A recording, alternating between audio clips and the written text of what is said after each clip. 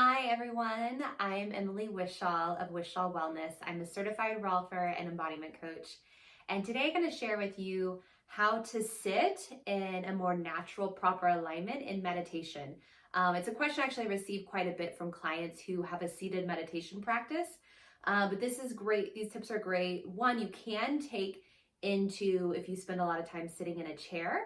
But I'm going to be talking specifically to if you are sitting on the floor, sitting on a mat, some tips that can help make sure your pelvis is in the right position, and just some subtle awareness cues which are going to allow you to have a little bit more ease through your body in the meditation, because I know it's something that, a static seated meditation can bring up low back pain for people, tension in the thoracic spine, things like that. So to start, you'll want, you can see I have a large pillow here. So you're going to want either a pillow to put underneath your butt, or you can roll up a yoga mat, sit and put that underneath your butt. If you have a yoga block, a blanket, but you want it to be something kind of firm that isn't just gonna, like, as you are sitting, slowly get squished. So to start, I'm gonna sit on my cushion, very basically. So I'm just sitting.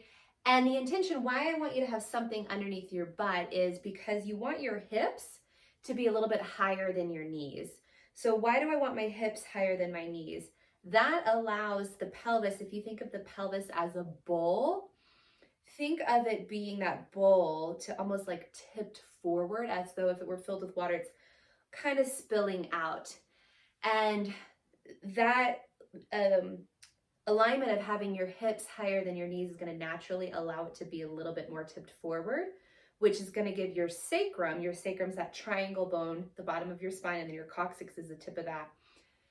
It's going to allow your sacrum to be in a more optimal position, which is going to help lift through your spine. So first, hips higher than your knees.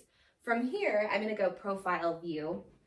I want you to find your sits bones. So if you kind of feel under your butt, the two bones underneath your butt, those are your sits bones. Those are where your hamstrings attach. They're actually technically called your ischial tuberosities, but we'll call it sits bones because most people, if you take yoga reference, that's what they're called. So you're gonna wanna find your sits bones. And so for me, it's like, move my booty out of the way, and then just do a couple little rocks backwards and forwards. So you're just getting curious, feeling the full span of those sits bones. So I'm rocking backwards and forwards.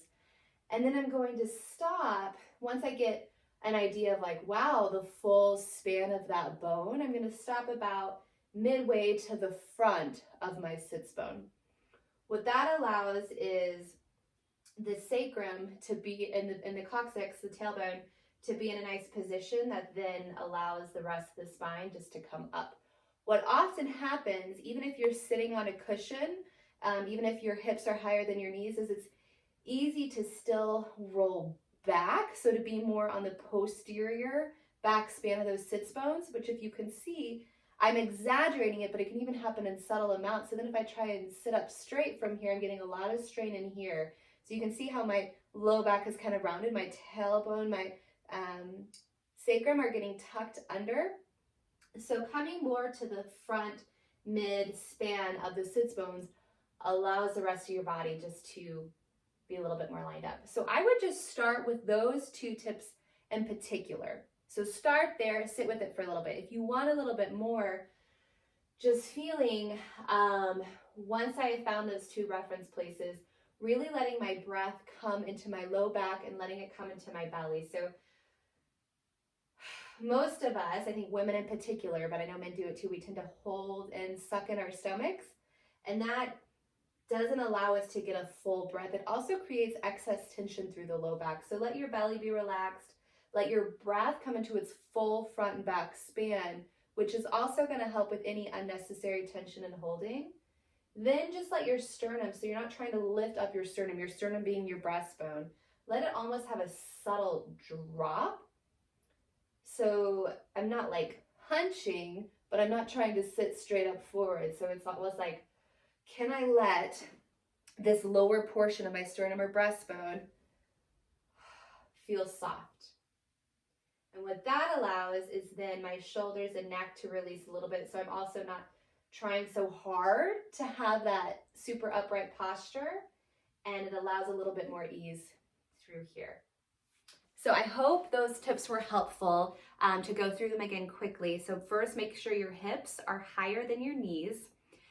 Secondly, you want to kind of first just roll forward and backwards on your sits bones, your ischial tuberosities, the bones under your butt, and come to kind of the front middle span of them. And then from there, just kind of check in with your breath. The third tip would let your breath come into your full belly, full back, and using your breath as a way to navigate and notice where maybe you're holding extra tension and maybe where you could release some of it.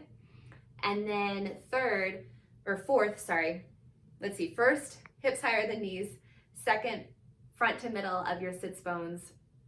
Third was bring breath into your belly, let your low back relax.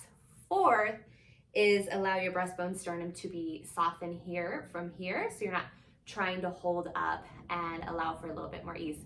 So I hope this was helpful. Thanks for tuning in. I'm Emily Wishall, Wishall Wellness. Every week I give a 5-minute or less video with a body tip, so check out my blog if you want more helpful cues.